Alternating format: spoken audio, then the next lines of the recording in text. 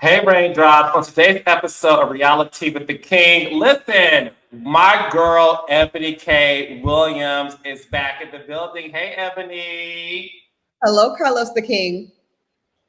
I have missed you. I missed you so much. I mean, listen, we conquered the Diddy trial together, and with your expert opinion and the Didn't. fact that you pretty much predicted the outcome, let's give the props to this gorgeous, smart, intelligent mother woman.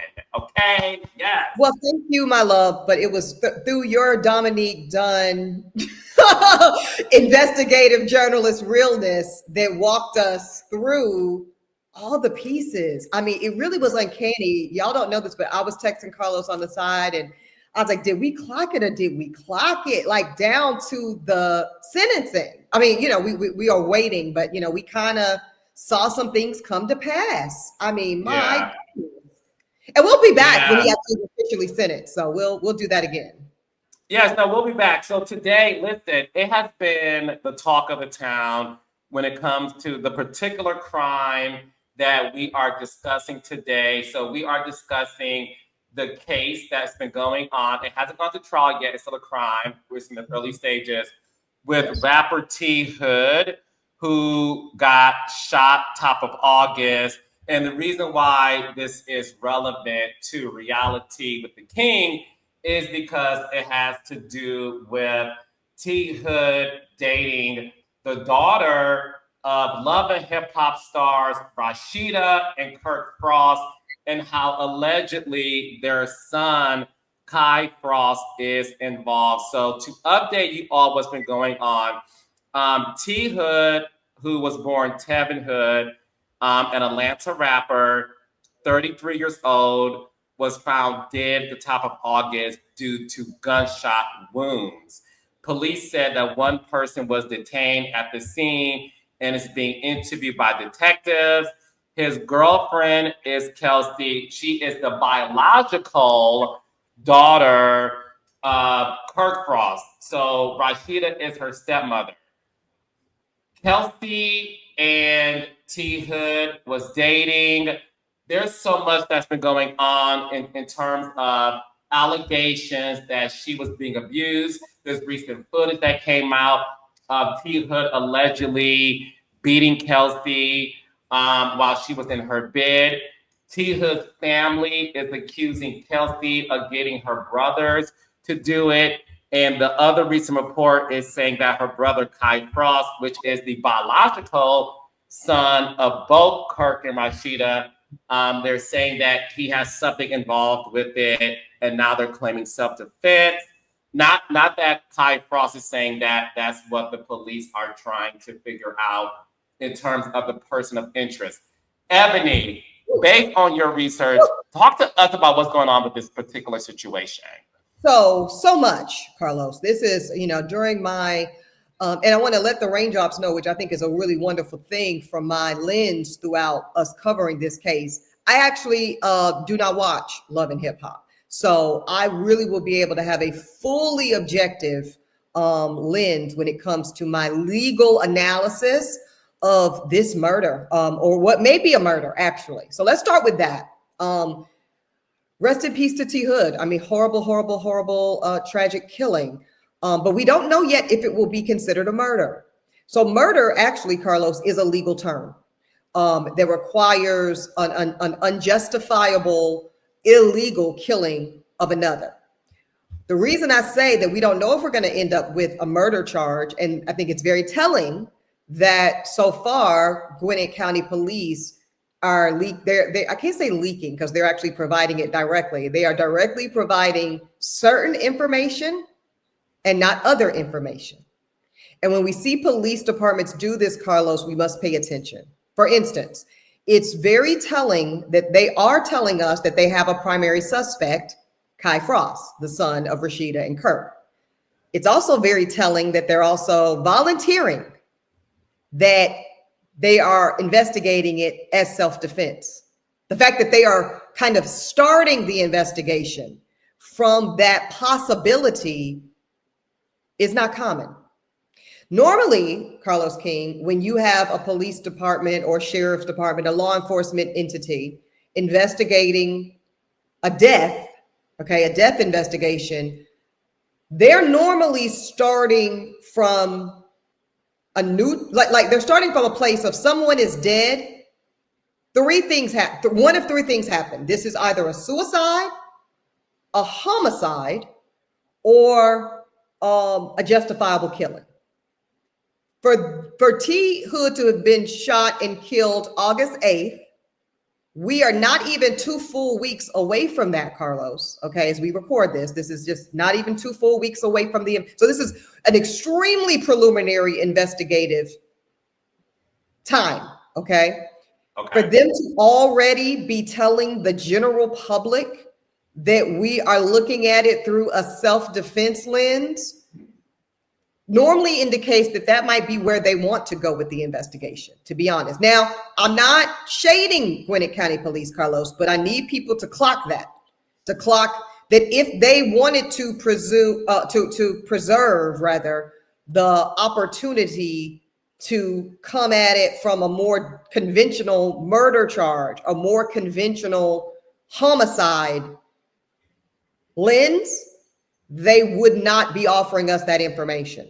They would not be telling us that, yes, Kai is the primary suspect at this point, and also we are investigating it through the lens of a possible self-defense. That the point I'm making here is, ladies and gentlemen, they are making a choice. They are making a choice to release the information with that framework. Does that make sense, Carlos? No, it does make sense. So when police elect, right? Because I'm following what you're dropping because it's a choice. It's a choice. Yes. When a police department, and in this particular case is Gwinnett County, it's the state of Georgia. It's a red state. So I just want to call things out the way it is, right? And in Gwinnett County, are they considered a more affluent suburb? Or tell me about Gwinnett County, because I don't want to confuse it with Cobb or anything else. Yeah, no, and that's the thing. And the beauty of this is I lived in Atlanta for many years. I don't know much about Gwinnett County.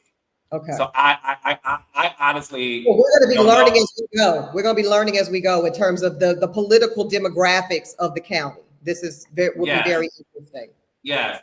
So what Eboni is saying is obviously there's information that's being revealed through the department that they want to come out. They want us to know, right? So they want us to be thinking, because I think based off of what we do know from TMZ reporting, from other outlets reporting, from what we certainly know who more or less shot T. Hood. We kind of reasonable minds can conclude the who. This is not a who done it.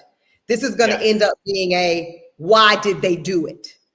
And the why did they do it question, Carlos, is going to answer what charges brought, if indeed a charge, because there is a scenario where they can do this investigation, Carlos, make their conclusions, and no charges be filed. I've seen it before. And it normally causes a lot of problems when there's an engaged family for the victim. Where it's like, you didn't even put him on trial and let the judge or jury decide if it was self-defense. No, they could, because this is charges have not been filed, ladies and gentlemen. There has not been. Repeat that, Eboni, please. Repeat that for the public. Charges have not been filed at this point, meaning there has been no arraignment is step one of a legal proceeding of this nature. That would be the first thing we would see, where Kai, presumably the lead suspect right now, would stand in front of a judge. He would have his charges formally read to him. Sir, you are charged with murder or manslaughter or second degree, whatever it is, right? And then he would enter a plea. That's what you do at an arraignment. Guilty or not guilty. And then things would proceed. Trial, plea, what have you. We're not even there, Raindrops. We are not even at that stage of the game. We might not even get to that stage of the game. And that's what I'm clocking, Carlos. I think it's a bit peculiar telling, indicative that Gwinnett County Police Department, without the DA even entering the game at this point, publicly at least, saying we're investigating, we're looking into it, we're talking to witnesses, because they have also told us that, Carlos, that both the primary suspect, Kai Frost, as well as any witnesses of the occurrence are all cooperating with this investigation. And they're basically saying we might have all the information we need from jump, and we might decline to even charge this young man based off of the witnesses and the forensic evidence and the direct evidence. Or they could say, Madam or Mr. or Madam Prosecutor, because that's going to be the next step. They are going to have to talk to the prosecution office, and they're going to have to say, hey, we've talked to witnesses, we've interrogated the primary suspect. We have, this is very important in this kind of case, Carlos, clock the forensic, the shell casing, fingerprints, blood splatter, trajectory, all of that stuff y'all see when you watch forensic files or CSI and all that shit. They're looking to make sure that that matches the stories that they're hearing from the witnesses, including the primary suspect, but also including, we have to think one of the main witnesses here is the daughter, Kylie, okay? They're going to see that all lines up. What's her name? Did I get it right? Kelsey. Kelsey. Thank you. Kelsey. Okay. Yeah. Kelsey, and they're going to say that lines up or that doesn't line up. And based on that, Mr. or Ms. Prosecutor, we recommend. So they recommend. So that's another thing I want to explain, Carlos, is the law enforcement makes a recommendation. But ultimately, it is the prosecutor for Gwinnett County that will decide whether or not charges will be brought. Law enforcement makes a recommendation based on their investigation. They hand that over, the whole file, every interview, every video of deposition, all the stuff they get from the forensic reports and all the specialists and everybody, the ME, the medical examiner who has looked at the body, because I want to get to how, I think there's some reporting that T. Hood's mother is saying, well, how could it be self-defense if he was shot 5 times? I'm not sure because I haven't seen an ME report. I want to be clear with raindrops. But that type of thing will all be looked at. How many times he was shot, where he was shot. Does this possibly give us a scenario of a justified taking of a life? Or does that not line up with the physical evidence? And now that's when typically, Carlos, we would see the prosecutor say, this needs to be decided by what we call a trier of fact. A trier of fact is a jury or a judge. Got it. So, Eboni, breaking news. The Gwinnett County released the autopsy minutes ago. Shut up. I'm going to read it.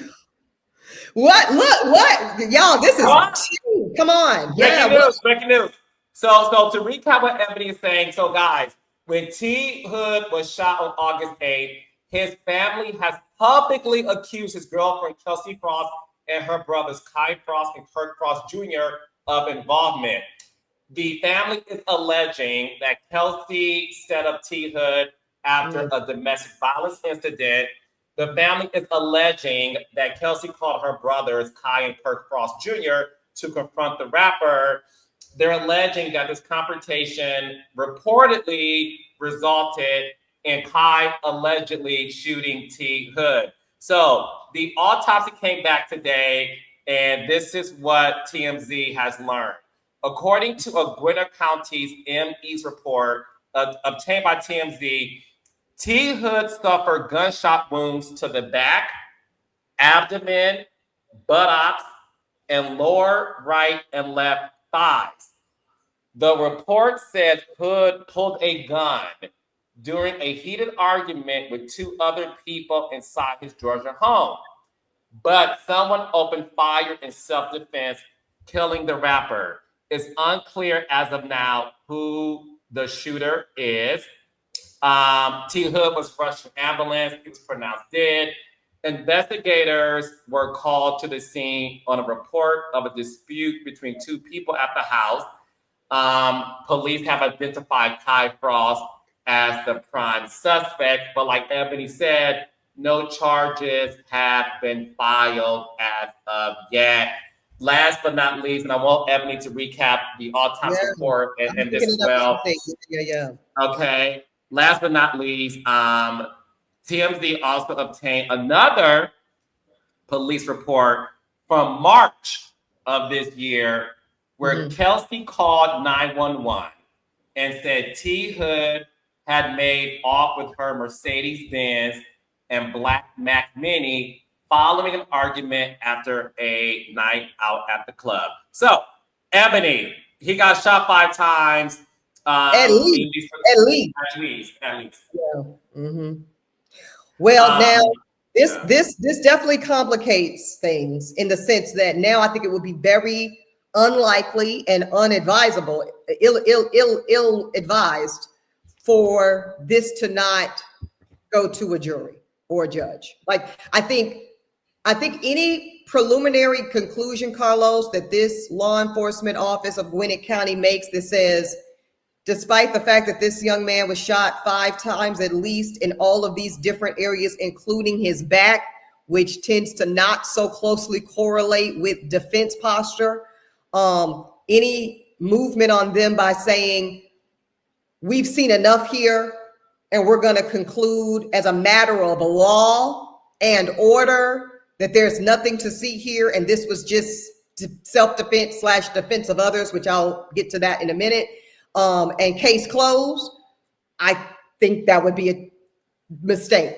I think that would be a tactical error, and I don't foresee that. I think with this report coming out now, indicating this level of gunfire and the locations as to where they are, I think this now has to move forward in a more traditional way. I think this now has to be considered by a trier of fact, and a judge or jury, and only a judge or jury, Carlos, would be able to evaluate all of this evidence, hear from all of these witnesses, look at all of this autopsy, hear from the medical examiner himself, hear potentially from, defense witnesses, and make a legal conclusion that would feel like justice.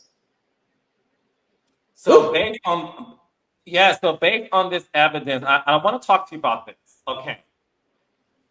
Not to make this a race thing, but in most Black households, if I'm a brother, I have sisters. Yeah. If your sister calls you and says that my boyfriend allegedly put hands on me, and I think most brothers would definitely go to protect their sister, right? So with that being said, would this be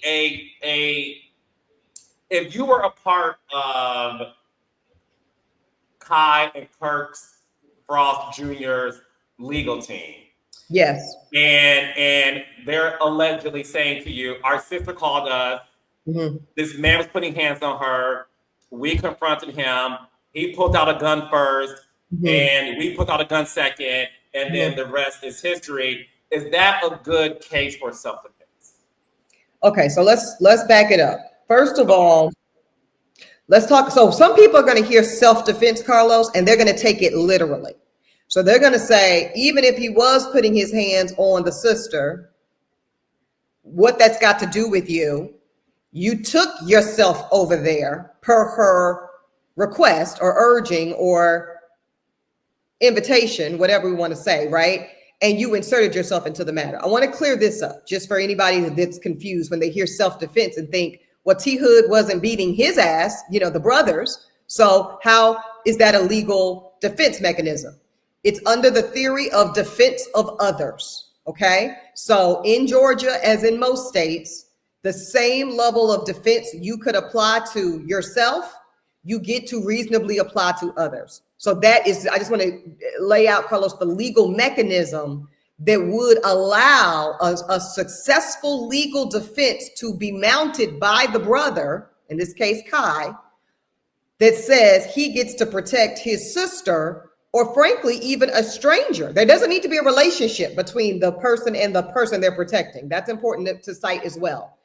Okay. If you or I didn't know each other from a can of paint and we happened to be at McDonald's and you saw a man or beating me, you could use force, even deadly force, to protect me, a woman you don't even know. Because that is what defense of self or defense of others legally affords you. That's clear? Yeah. Now, I want to talk about your comment, which you made off the cuff, but is very important because we don't know what this jury potentially could look like. If this goes the way I think it's going to go, based off of what I'm already seeing, just this little bit, this is probably going to go to trial, okay? And you said not to make it a black thing, but if somebody, I'm a brother, if somebody beats my son. You've seen The Godfather, I presume, the film. So clock white, clock Italian tea, baby. Clock white folks tea, okay? Mm-hmm. I think that is a very effective defense argument, regardless of race. 99.9% of any culture is going, and if you haven't, I wouldn't be above playing the clip in my closing argument if I'm representing Kyle Frost on defense. Let's remind American jurors of our values around family and protection. Eboni K Williams. Am I good or am I good? But not you left the frame, Carlos. You're great. Come back in frame. But you see what I'm saying? That's how you connect that. And you say, ever since the dawn of Americana, brothers protect their sisters. And again, this isn't personal. I'm not saying this is how it should go, but I'm saying this is how the argument is made. And for those brains who know what we're referring to, in the first Godfather film, one of the oldest brothers, Sonny, his sister is being beat like a rag doll by her husband.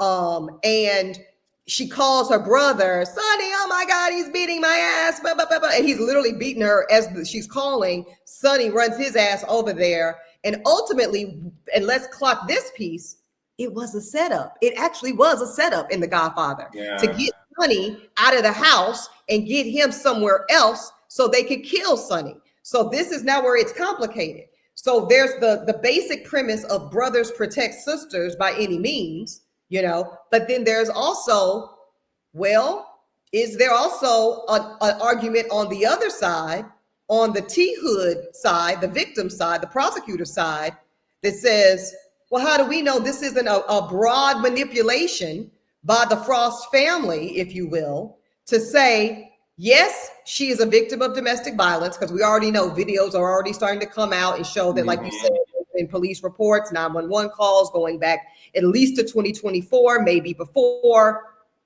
So that is going to be laid at trial, that there was a pattern likely of domestic abuse by the hands of T. Hood to Kylie.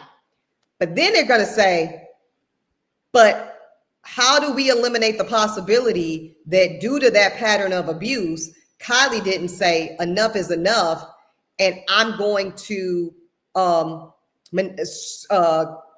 construe and create a scenario in which deadly force will be used against my abuser. But here's the thing about that, and this goes back to the origin of the battered woman's defense, which didn't used to exist in a big way until the Betty Broderick trial. That's one of my favorite trials. So if you ever want to do true crime with Carlos King, the archives, baby, call me. Anyway.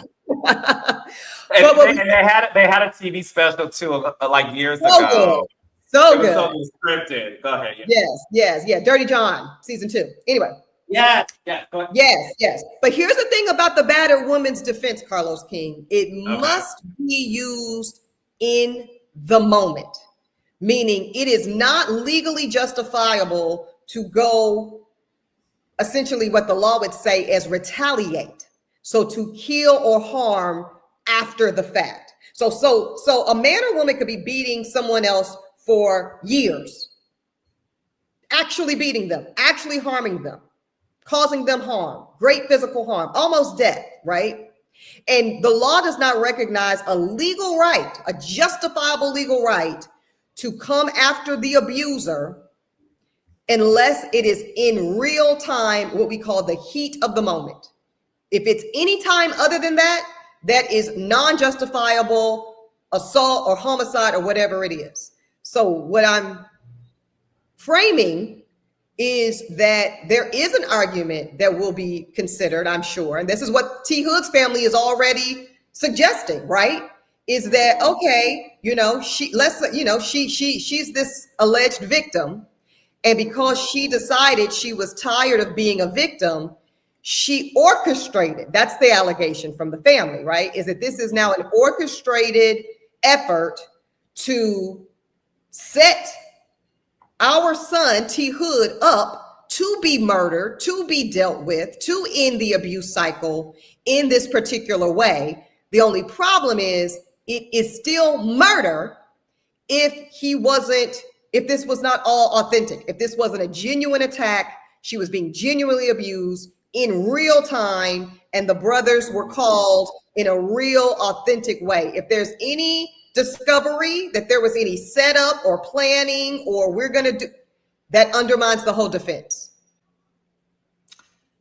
That's actually very fascinating, and I want to read this to you, and the raindrops, Ebony, just based on an August 12th report from Gwynette County that spells out what happened that fatal night. Mm-hmm. So, according to Gren County, the shooter remained on scene at the time of the incident, and both the shooter and witnesses continued to cooperate with investigators.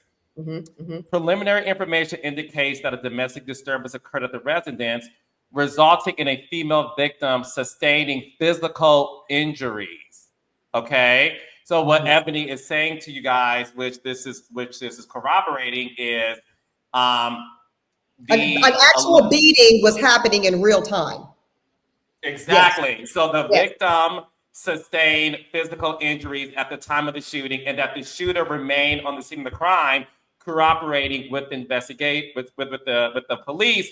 The shooter, and they're not naming people. The shooter who arrived at the residence after the physical altercation had taken place, separated himself from the residence before the shooting occurred. I saw that. I thought that was very interesting. So then I was like, so did he come back? Yeah.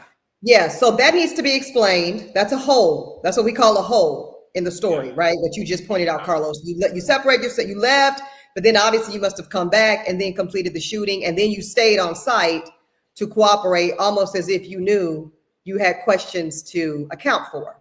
And almost one could argue as if you knew you had good facts to justify the shooting. All speculative, but either one could play out. I want to talk about what would be required for Kai Frost, who is the named lead suspect, to be successful in the self-defense / defense of others effort. It doesn't require that she was about to die, because a lot of people think that. They think, well, in order for him to justifiably use deadly force against T. Hood, certainly T. Hood must have been trying to kill his sister.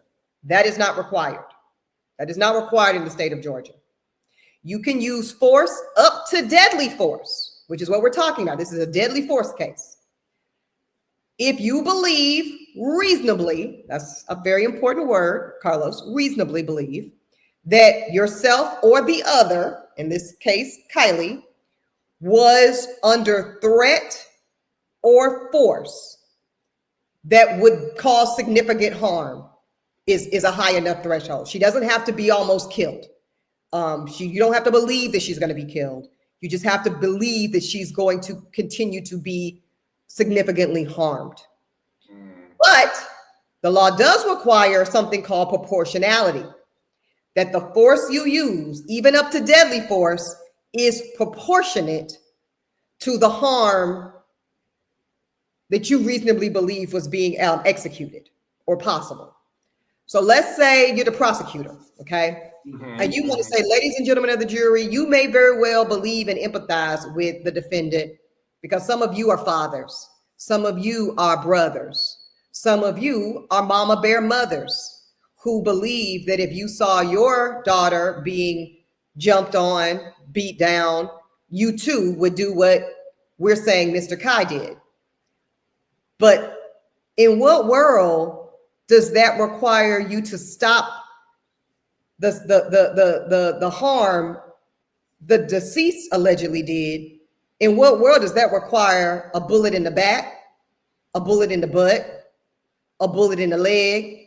And see what I'm saying? So now we're cracking the proportionality piece of the defense argument. That okay, we can understand somebody wanting to put a stop to their sister being harmed, but we're now saying that the proportionality of the force used, even if it was dead, even if we could say, hey, if he shot him once or twice, I guess, but he didn't shoot him once or twice, ladies and gentlemen. This is what you call overkill. This is what you call it's a word, not revenge. This is vigilante killing. This is a brother seeking revenge, vigilante style, over months and months and months, if not years and years and years of physical and emotional abuse suffered at the hands of his sister. And while we can emotionally understand the desire to do that, this state's laws do not recognize vigilante justice. And on that basis, you must find this defendant guilty of second. Now, it's not going to be first degree murder. I can tell you that right now. I don't see it. What is explain first degree murder to us and why it would be that? Yes. So first degree murder requires the highest level of intent, Carlos, and has no mitigators. So that would be, I'm coming here for no other reason than to cause your death. The mere fact that the brother was responsive, for all the facts that we're hearing, right, was responsive to a domestic dispute, kind of takes that all the way off the table. Okay. Now there's second degree murder, which may be on the table, which says that there might have been some mitigators, but ultimately you intended to cause the death of another. You had that intention, and there was not enough to justify it. Okay. So maybe you went to break it up, but at some point that intention switched to, no, I'm gonna kill you. That would be a second degree. And then we've got what, just looking at this real quick with what we know, I think is more appropriate, probably an imperfect self-defense model, which says there was probably some real self-defense or defense of others' intentionality here, but you overdid it. You overdid it. You did too much. It was out of proportion. Or even if you believed you needed to shoot him 5 times to get him off your sister, that wasn't reasonable. You might have really believed that, but a reasonable person would not have acted in that way. So thus that would be an imperfect self-defense. Makes sense. And that is what T Hood's family is pretty much suggesting, that if it was self-defense, he was shot for 5 times. So Eboni is accurate in terms of the sort of like world in which the family is saying that that could be the case. One thing I want to address too before I let you go, Eboni, is according to TMZ, T Hood had a brush with death months before the fatal shooting. T Hood was struck by gunfire just months before he was shot, dead in his home. TMZ obtained a police report in Georgia that states T Hood showed up to a hospital in late April with gunshot wounds. Now, this is from DeKalb County Police Department. The report says that the police department in DeKalb County was called to a Shell gas station for a report of a shooting. Cops say they encountered a woman with a gunshot injury to her leg and approximately 10 bullet shell casings in the parking lot and roadway. Police say about 25 minutes after the report of the shooting came in, they were advised a man later identified as T Hood showed up at a nearby hospital with gunshot wounds. This report is from April 28th. A few days later, T Hood posted images on social media of himself in a hospital bed. There are reports that are alleging, that T Hood has had past behavior of allegedly abusing women. That's what people are alleging. So, and again, all of that's going to come if this goes to trial, as I expect it will, unless he takes a plea, which they may. That's another story, we'll get to that in a future episode. But like what a plea could look like, right? And why a prosecutor's office might be incentivized to go that route. But if it goes to trial, all that's coming in, Carlos. I mean, not saying it's going to come into evidence, but they will, meaning the defense, will try to bring that because that helps their argument that the deceased, T Hood, is just a problem. That he is just he is a threat to public safety. He is a threat to the safety of others. Essentially, it's a he had it coming defense, which we've seen before. He had it coming. If it wasn't going to be the defendant defending his sister from a beating, it was going to be somebody's husband, somebody's daddy, somebody at some point was going to put this bad actor down. That becomes the defense. This is interesting as hell, Carlos. I got to tell you, I'm serious. These are some interesting facts because this involves family loyalty and protection.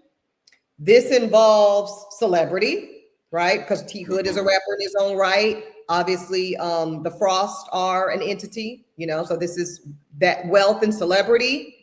This is also the local politics. That's why I'm going to do some investigation between now and our next episode, the distinctions of Gwynette County, DeKalb County, because all of these things play a part. With my former practice, I've had clients I'm representing that maybe they caught cases. My case is in Durham, but they got another case in Orange County. They got something in Wake County. So I got to get on the phone and we got to manage all the politics of that as a part of the defense strategy. Because I can't do my job effectively if I don't know how all of these political elements are landing.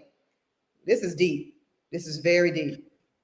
It is. And obviously, our hearts go out to T Hood's family, who obviously, lost a brother, lost a son, loss of life. And yes. So our heart goes out to them, and our heart goes out to Kelsey, who was the victim, alleged. I'll just say alleged for the sake of it, of domestic abuse. So heart goes out to the Frost family, to his family. Carlos put on social media that for her, she still lost the love of her life. Her words, not ours. That's what she said. Did say that. She did say that. And so it will be interesting if this does go to trial, if she takes the stand and if that is beneficial to the brother's case, if it goes that way, or she sounds like right now she would serve to humanize T Hood, actually. So this is all very fascinating. Yes, and in our next episode, so Raindrops, this will be a series similar to the Diddy trial that Evan and I did recently. Obviously, this has not gone to trial. No charges have been filed. No arrests have been made officially. But what I will say is, in our next episode, I do want to, like Ebony said, break down the politics regarding the counties. But I also want to break down, which was a great cliffhanger, Kelsey writing a note stating that this was the love of her life and what that means for this case. Is it a case of Stockholm syndrome? Does that hurt her brother's case if he is involved allegedly? So there's much more to dive into this, which is why she and I will be making this a series as we track down every case, every situation, because as of today, the autopsy came out, and trust me, by the time of the next recording, there's going to be more information. Yeah, this is just getting started. So this is a perfect time, Raindrops, to clock in as we cover this, gavel to gavel, as we say. Yes. Eboni K Williams, thank you so much. Give baby Liberty my love, and I'll see you on the next one. Love you, darling. See you soon. Bye, Raindrops. Bye-bye.